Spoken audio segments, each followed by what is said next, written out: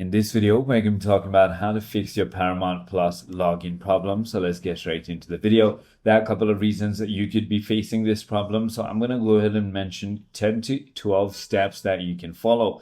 The first thing you want to do is check your internet connection. Make sure that your device is connected to internet and try restarting your router or switching networks.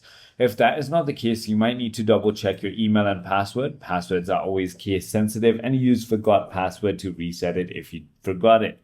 The other thing you want to do is, if you're using a browser, you want to simply go ahead and clear your browser's cache and cookie and try restarting the browser and trying it again. If that is not the case, you might need to make sure that you have the latest version of the Paramount Plus application. Go to Devices App Store and check for updates.